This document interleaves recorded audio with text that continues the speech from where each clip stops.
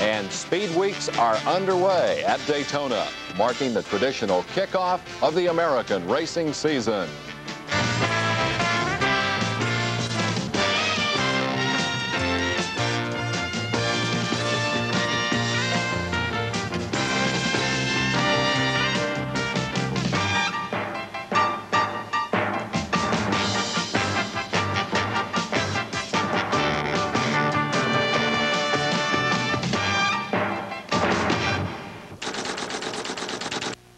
Hello and welcome to Motorweek Illustrated. I'm Dave Despain, your tour guide, if you will, for this weekly excursion to wherever the motoring action is. Too often, we Americans are faulted for our love affair with motors, our passion for cars, boats, motorcycles, you name it. Well, Motorweek makes no apology for that romance. Matter of fact, it's precisely the reason we're here. We'll go to the Daytona 500, Indy, Monte Carlo. But we'll also report from Eagle River, Knoxville, Ross Downs, from Detroit and Washington, D.C. We'll listen to you, our audience. We'll air your suggestions, your complaints, and your opinions. Motorweek really is your show. Now, before we head for Daytona Beach, Florida to kick off the '82 racing season, I want you to meet some of the people who will report the news on Motorweek. Hi, I'm Ned Jarrett. My beat with Motorweek is covering NASCAR stock car racing, which is one of the most competitive and exciting forms of auto racing in the world. We'll bring you inside news on what's going on in that form of the sport. I'm Larry Newber. I'll be using Indianapolis as the base for my Motorweek reports on the Superstation, Channel 17. Hello, everyone. From exciting Southern California, I'm Steve Evans, the Western States reporter for Motorweek. I'm Bob Varsha. I'm based in Atlanta, and I'll be bringing you the late-breaking stories in motorsports as they happen. I'm Ken Squire, executive producer and roving reporter for Motorweek Illustrated, and this week we'll be bringing you live updates from the 24-hour Pepsi Challenge at Daytona. Well, they're racing right now in Daytona Beach, Florida. Opening ceremonies Wednesday kicked off Speed Weeks '82, the 24-hour Pepsi Challenge, and the North American Camel GT Endurance Championship.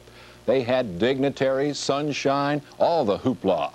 But for the drivers, the focus was today's run for $120,000 in one of the world's premier endurance races. The green flag fell just over 2 hours ago. To find out what's happening, let's go direct to Ken Squire for a report. The 20th annual 24-hour Pepsi Challenge has started Speed Weeks 1982 at the birthplace of speed, Daytona Beach. And the four-time winner of the event, Hurley Haywood, is currently in front, teamed with Al Holbert and Bruce Levin in a Porsche Turbo. Running second at the present time is the car of John Paul Sr. and Jr. They're teamed up with Rolf Stolman. And third overall is John Fitzpatrick and David Hobbs. Maintaining fourth on the comeback is Danny Ungaius with Ted Field. And the Chevrolet March with Bobby Rahal is maintaining fifth. In the Champion Sparkplug 100-mile Radial Series event, a three-way photo finish earlier today with Dave Lemon of Signal Hill, California, inching by Joe Vardy of Tampa, Florida, and Danny Smith finishing third out of Myrtle Beach, South Carolina. All three were driving Mazda RX-3s. More from Daytona later. Now, because of a U.S. versus Europe rules dispute, this 24 hours is not a World Endurance Championship race. Yesterday, a major development in that story. The Organization of American States, the U.S., Mexico, the South Americans, named Daytona's Bill France Sr. to head a committee that has the potential to become a Western Hemisphere motorsports sanctioning body. Now, if that happens, the Americas will be in a position to go head-to-head with the Europeans in endurance racing. We'll tell you a lot more about that next week. The opening of the Grand Prix season when we come back.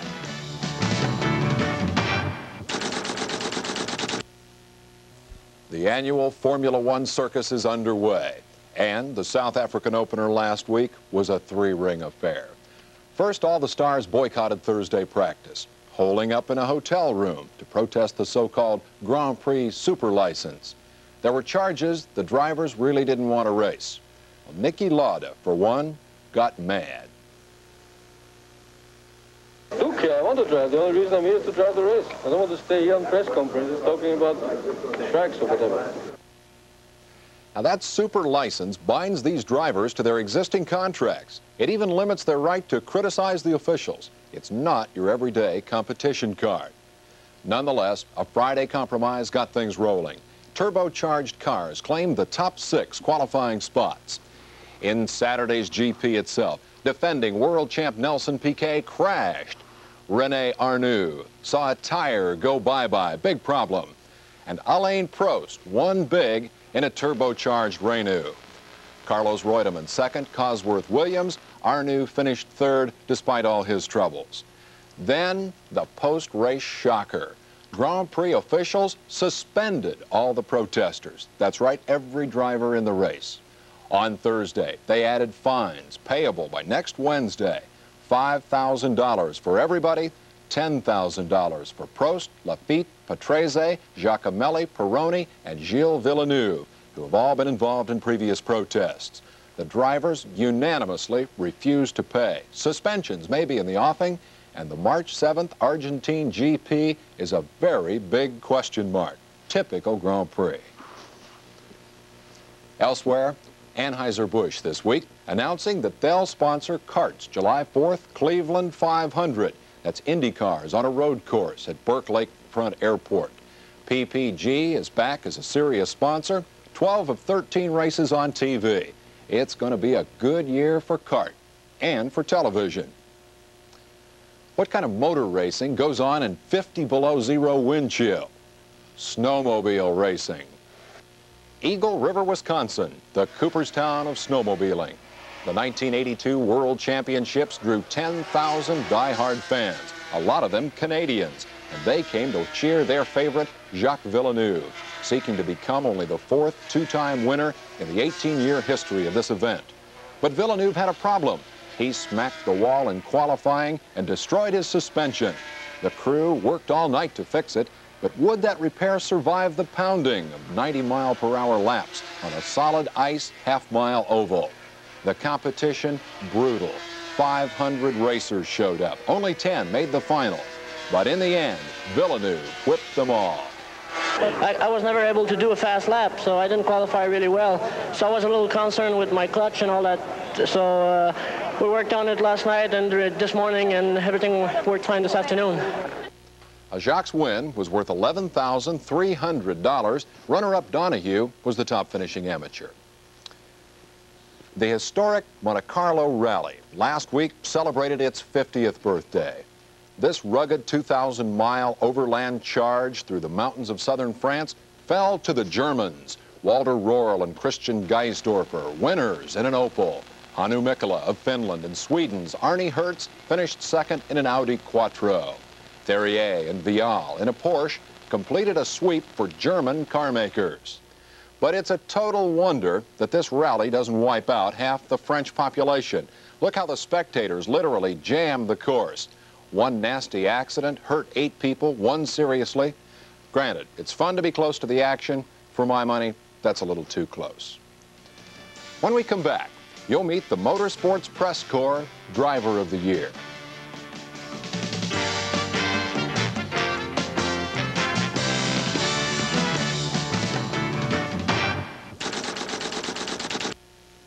We had a big kickoff party here on the Motor Week set this week, and it was a veritable who's who of motorsports. The occasion was the American Auto Racing Writers and Broadcasters All-American Banquet, leading motorsports journalists honoring top drivers in each of 5 categories and their Driver of the Year. Association President Dave Overpeck of the Indianapolis Star did the honors. What Jerry Titus was. Now, without any further ado, I'd like to announce the team that has been selected for 1981 for you now. In oval track racing, open wheel. The top vote getter was Rick Mears, the 1981 winner of the Championship Auto Racing Team's National Championship. The other is Mario Andretti, the alternate winner of the Indianapolis 500. Oval track stock car racing, Darrell Waltrip was the leading vote getter. The other oval track stock car winner is Bobby Allison. Road racing, Jeff Brabham, the 1981 Can American Challenge Cup champion. Also Brian Redmond, who just about owned the International Motorsports Association Camel GT Series. From drag racing, we have Jeb Allen, the 1981 NHRA Top Fuel champion, and Shirley Muldowney, the 1981 AHRA Top Fuel National champion. At large, representatives are Al Unser Jr., at 19, the youngest man ever selected to the All-America team. Also, Doug Wolfgang, who was runner-up in the 1981 World of Outlaws Sprint Car Championships and won the World of Outlaws biggest race at Syracuse. That's the All-American team. Ken Squire made the next introduction. I'd like to introduce the chairman of the board of Turner Broadcasting Systems and our overall boss, Ted Turner. That's terrific. Waldrop has claimed the Grand National Championship this past year while compiling earnings of over $693,000. And that's more than Reggie Jackson made this year. And that's a lot. Darrell, if you'll come forward and reach over and touch this trophy, I'll touch it too rather than hand it to you. Congratulations. Well deserved, and you're terrific. Thank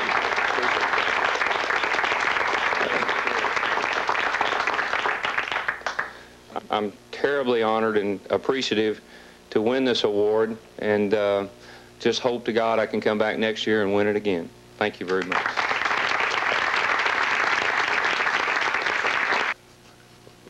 It was a fun night, honoring a great champion. Afterward, our Ned Jarrett talked with Darrell Waltrip. Well, Darrell, the championship eluded you. Once before you came so close, now you have it. What really has it meant to you? It's one of those things is, as a kid, first of all, you want to be a race driver, and then you want to be a winning race driver, and then you want to be a successful race driver, and of course that means winning the championship. So it just makes 1981 the absolute greatest year that I've ever had in racing. Well, after having such a sensational year, what do you do for an encore now? Well, that's a nice thing about sports, you know. If you have a great year, that challenges you to have a better year. The goals that I've set for myself in racing have always been to try to make every year a little better than the last one. And even though we won 12 races and the championship, I still feel that there is room for improvement. We have set for our goals in 1982 to win the Triple Crown, Daytona, the World 600, and of course the Southern 500, and to again win the Winston Cup Championship and sit at the head table at the Waldorf in New York come December the 9th. So those are pretty big undertakings, and I'd like to, no offense, Ned, but I'd like to go over 50 wins in 1982 and to try to move up on that win list a little bit further. Well, thank you, Darrell, and good luck in the Daytona 500 and all of 1982. Thank you, Ned. Last week, the Super Bowl. Tonight, midget auto racing. The Silverdome in Pontiac, Michigan, hosting the Uno and AMCO sponsored Heroes versus Outlaws race. Last year's inaugural, big names, big crowd, great action, but a rough, dusty, dangerous racetrack. Did they give up? Not a chance. Promoter Dean Isley put Dow Chemical engineers to work on that track problem. They're running right now in Pontiac, and Bob Varsha has the latest. They're taking another try at Silverdome Midgets, and we've got Larry Newber on the line from Pontiac. Larry, how's that track holding up this year? Bob, they've solved the dirt track problems. The track ends up to be cement. Details next week. Meanwhile, qualifying was dominated by two brothers from Columbus, Ohio, Jerry and Jeff Knuckles. They, along with 60 others, are right now attempting to earn a place in tonight's main by high finishes in preliminaries. From the Silverdome, I'm Larry Newber reporting for Motorweek. Also indoors, the TNT Tractor Pullers, opening tonight at the Omni here in Atlanta. Lamborghini connoisseurs, take note. The New York Auto Show opens this weekend, biggest in the country. Even the Russian news agency TASS covers this extravaganza. The show features 700 magnificent cars, every one reflecting Western man's love affair with motoring. Now, here's a first. North Carolina's John Dixon smokes the quarter mile on a motorcycle in under 7 seconds. That thing has a jet engine. John had to shut it off 300 feet short of the trap, and he still turned to 699. It's amazing. The American Power Boat Association honoring its offshore champions tonight. A guy for you to watch is this Kilpatrick, coming up very rapidly through the ranks. But for our money, Betty Cook is the star of the show.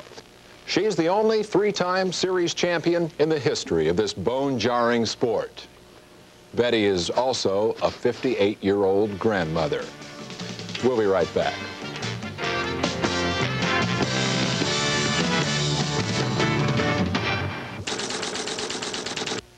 In our next story, you'll see that motorsports is big business. The vivid evidence is in Anaheim, California.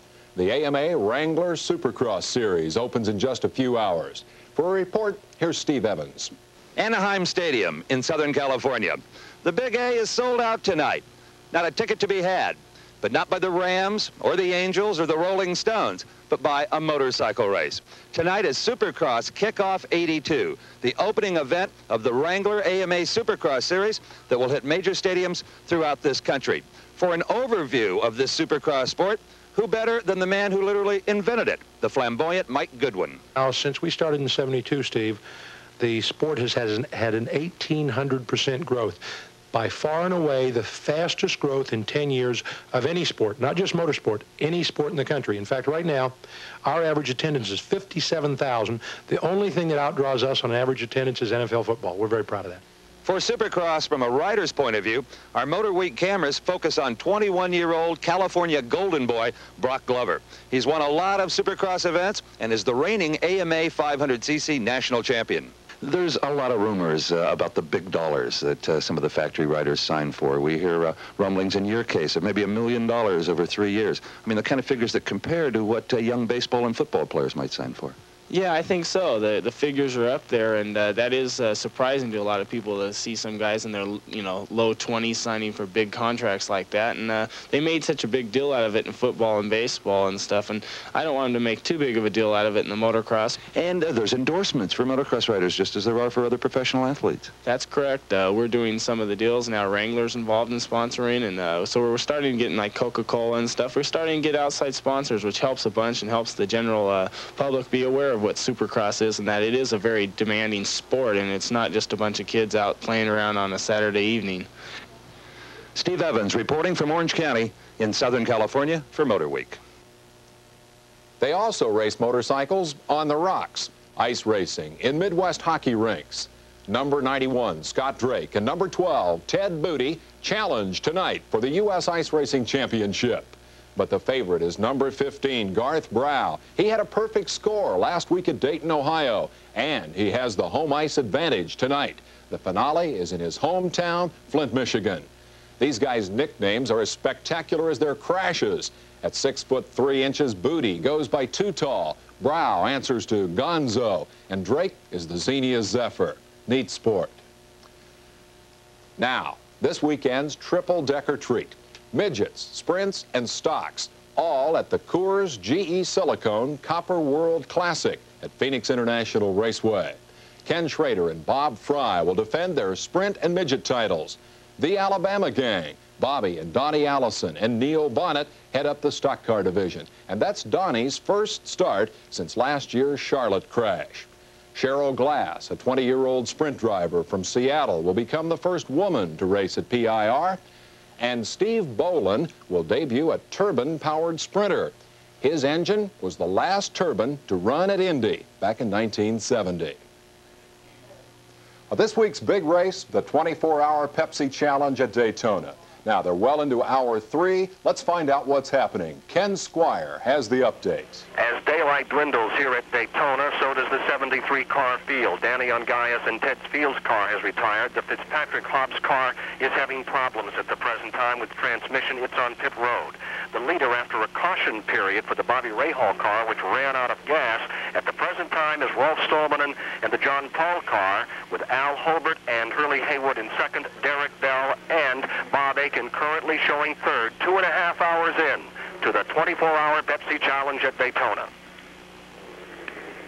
With Speed Weeks upon us, the NASCAR Winston Cup heroes are gearing up for that February 14th classic, the Daytona 500. I talked to Ned Jarrett about it.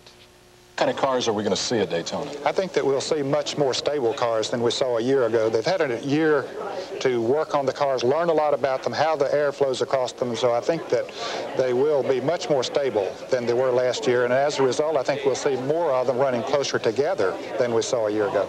Ballpark estimate on the pole winning speed? Last year it was 194.6. I predict that it's going to be over 195 this year. Normally, as the track surface wears, they'll slow down a little bit, but I think what they've learned about the cars, got a little bit more horsepower in the engines now. I think that it'll pick the speeds up this year. Ed, look forward to your reports from Daytona. Boy, we look forward to it too, Dave. Every week, Motorweek Illustrated will present an award that we take very seriously. The Champion Spark Plug Racer of the Week will be selected by our editorial board. We were lucky. Our first week's choice was unanimous. You know him from Formula Atlantic Road Racing. Here in that red #1, he makes an impressive come-from-behind charge at last year's Long Beach Grand Prix. And earlier in this show, you saw him win his second World Snowmobile Championship. Our Champion Racer of the Week is Jacques Villeneuve. A Formula road racer and an oval track snowmobile are worlds apart. But Jacques joins his brother Gilles, now a Formula One driver, as a winner in both. For that remarkable versatility and for carrying on a great family racing tradition, Motorweek proudly names Jacques Villeneuve our Champion Racer of the Week. Now, Jacques is going to receive a commemorative plaque and this very attractive quartz wristwatch and alarm watch from Champion, along with our sincere congratulations. Nice work, Jacques. Looking ahead now, a giant weekend of drag racing coming up at Pomona, California, the annual NHRA Winter Nationals. And, of course, we'll have Steve Evans reporting from the scene of that. Elsewhere, Ken Squire brings us a full report next week on the 24-hour Pepsi Challenge from Daytona. You'll meet a freckle-faced little cowboy who is the king of Winston Pro motorcycle competition. And what's more, our Ned Jarrett will bring you that Speed Week story, including the ARCA 200 next Saturday, Sunday's run for the Daytona 500 pole, and the always exciting Busch Clash. How's that for a lineup now, huh? Finally, this note comes to us about a heartwarming evening down in Charlotte. Richard Petty, 7 times winner of the Daytona 500, was named North Carolinian of the Year. He's the first athlete ever awarded that, and his son Kyle got in on the fun. I want you to look at, turn to the front page right there where it lists all these things that he's done. And I'm going to tell you how big an honor it is for a man to do these in half a day because he sleeps till 12 o'clock every day.